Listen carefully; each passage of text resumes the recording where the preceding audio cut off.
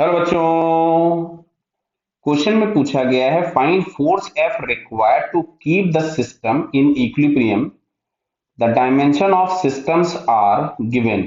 Assume that rods are massless. Clear है? आप सुनो इधर जैसे समझो। ये जो 100 न्यूटन लग रहा है वो इसको घुमा रहा है क्लॉकवाइज। दिख रहा है क्या आपको? बराबर है।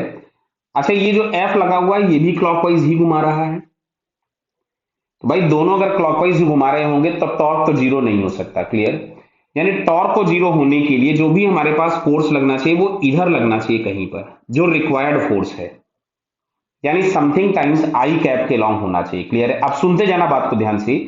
ये हमारे पास एफ रिक्वायर्ड है और दोनों के टॉर्क अगर बैलेंस हो गए तो नेट टॉर्क जीरो हो जाएगा।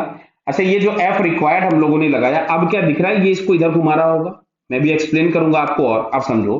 तो दोनों के सेंस ऑफ रोटेशन अगर अपोजिट हो गए तो नेट टॉर्क जीरो होने की पॉसिबिलिटी है। तो 100 न्यूटन का जो टॉर्क लग रहा है वो लग रहा है 100 इंटू परपेंडिकुलर डिस्टेंस डी। और जो एफ रिक्वायर्ड का टॉर्क लग रहा था, एफ रिक्वायर्ड, इसकी जो परपेंडिकुलर डिस्टेंस है वो ए है। समझ में आ रहा है ना? बताइए। क्लियर? तो दोनों के जो टॉर्क थे उनके मैग्नीट्यूड हमने सेम कर दिए। 100 इंटू डी, डी दिया था 0.3 is equals to F required into A दिया था 0.2। इससे पॉइंट से पॉइंट हटा दिया।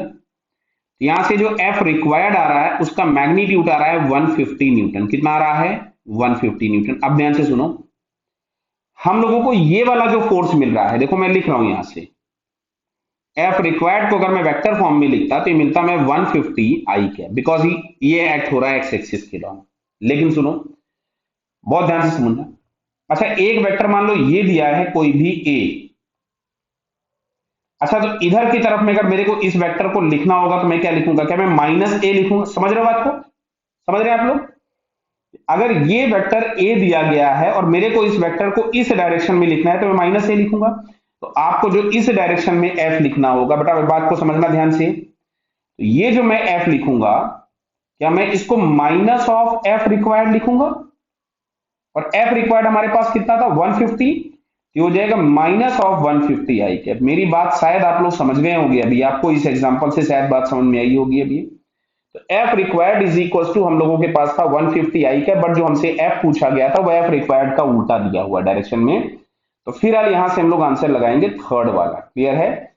So it's third answer is correct. Okay बेटा, ऑल द बेस्ट।